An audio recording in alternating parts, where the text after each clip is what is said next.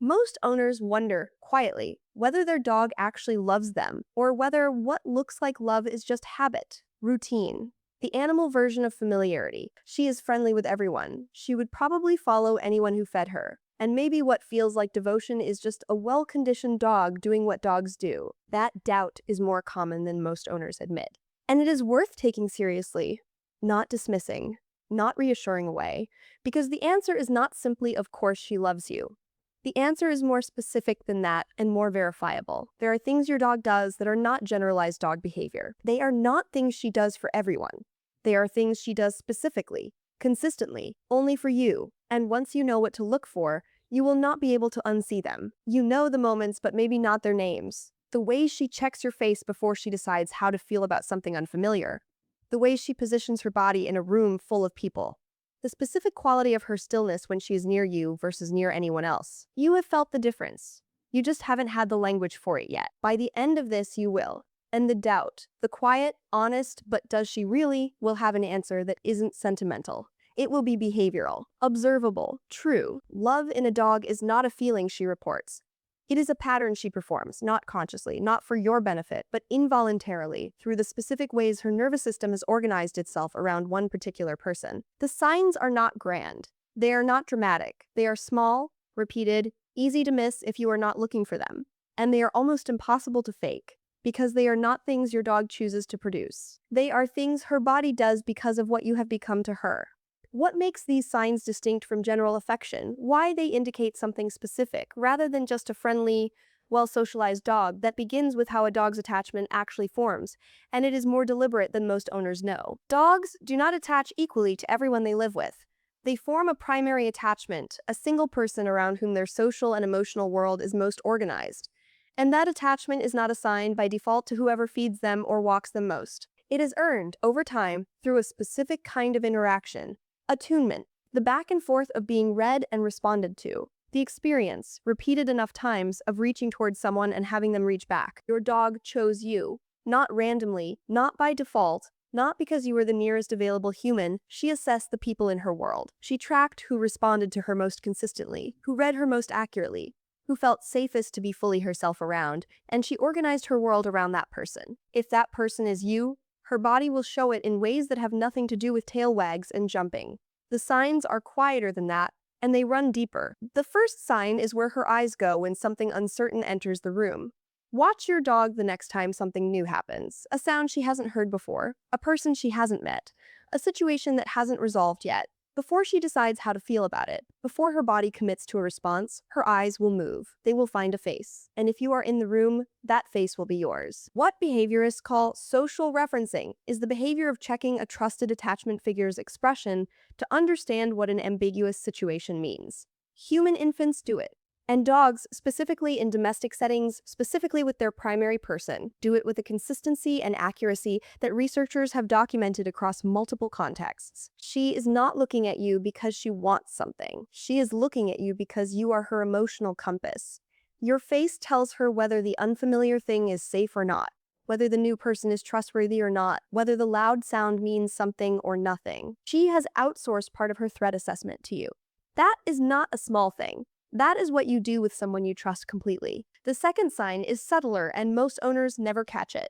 It lives in where her body points when she is not thinking about it.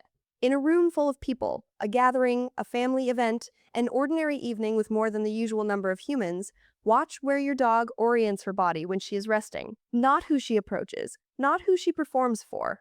Where her body points when she has settled and is no longer making active social decisions. She will point at you. Not always facing you directly, sometimes angled, sometimes apparently looking elsewhere. But her body's resting orientation, the default position her spine takes when she is not working at anything, will be toward you. You are her center of gravity, even at rest.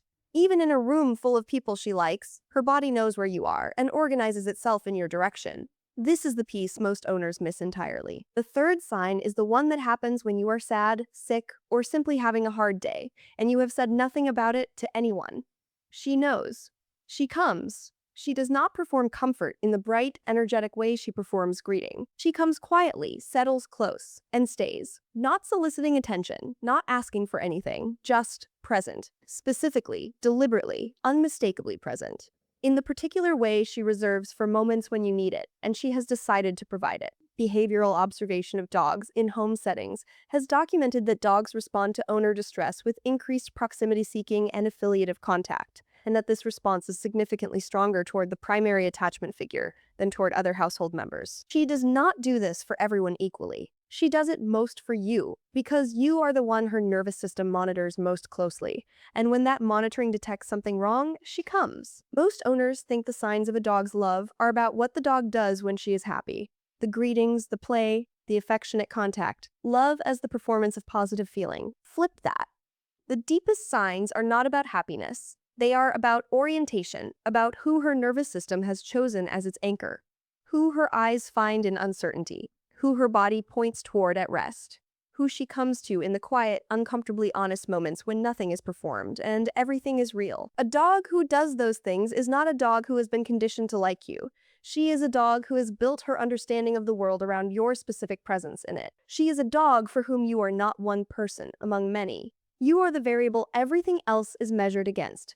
That is not habit. That is not routine. That is not what a friendly, well-socialized dog does for anyone who fills her bowl. That is what she does for you. Only you. Because of what you have become to her over every ordinary day you have spent together. Think about the last time you walked into a room and her eyes found you before she moved.